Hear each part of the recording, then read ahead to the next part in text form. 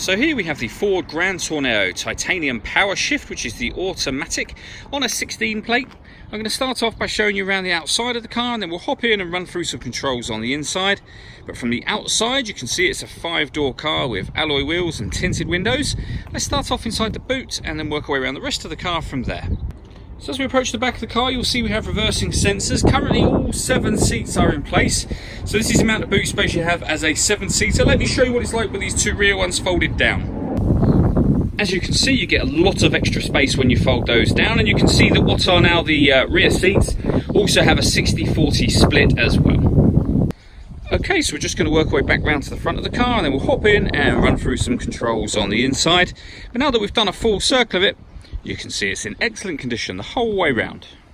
Just briefly before we climb in, I think it's worth seeing the interior from this exterior point of view. There's plenty to run through on the dashboard, so let's hop in and we'll do that now. Okay, so now that we're inside the car, we're going to start with the dials. On the left hand side we have the rev counter, we have the speedometer on the right hand side. At the bottom in the middle we've got the fuel gauge and coolant temperature gauges, and then above that you can see the total miles of this car, which are 22,174. The information displayed directly above that can be changed using buttons on the steering wheel for various different bits of trip computer information. And you can see you've got a couple of trip computers just there in the main menu.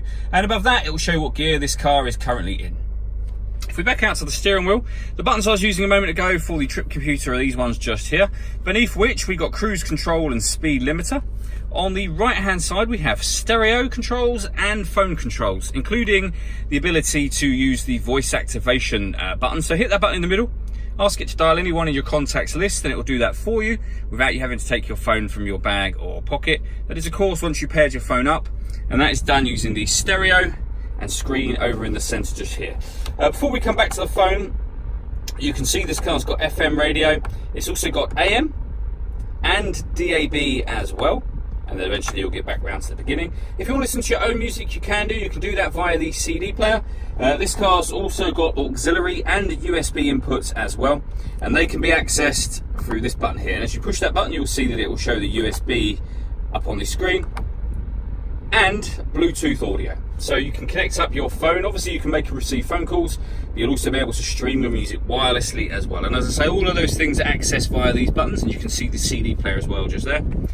Below that we have dual zone climate control. So you can adjust the passenger and driver temperatures, the fan speed up, and of course down from here. You can determine where you'd like the air to be distributed. Then when you're happy, hit that button to turn the air conditioning. It's on at the moment, so off or back on again.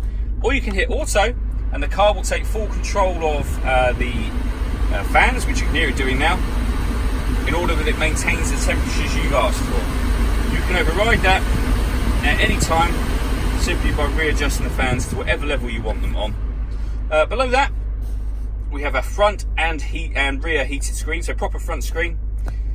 This button turns off the stop and start. So this car is designed to cut out when it's stationary in traffic to save you fuel. Hit that button to turn that system off. We then have the gear lever for the fully automatic gearbox, a 12-volt charging socket, and then underneath the central armrest area, a second 12-volt charging socket, as well as the auxiliary and USB inputs. The last thing I need to mention is the panoramic glass roof on this car. You can see the sunblind is closed at the moment. There's a button up here. Give that a push, and that will open the blind from the back of the rear seats all the way to the front of the car here. And as you can see, that lets in a huge amount of extra light. All that leaves me to say is thank you for taking the time to watch this video. If you'd like to come and see the car in person and have a test drive, please feel free to call any of our MJA sites. We'd love to hear from you soon.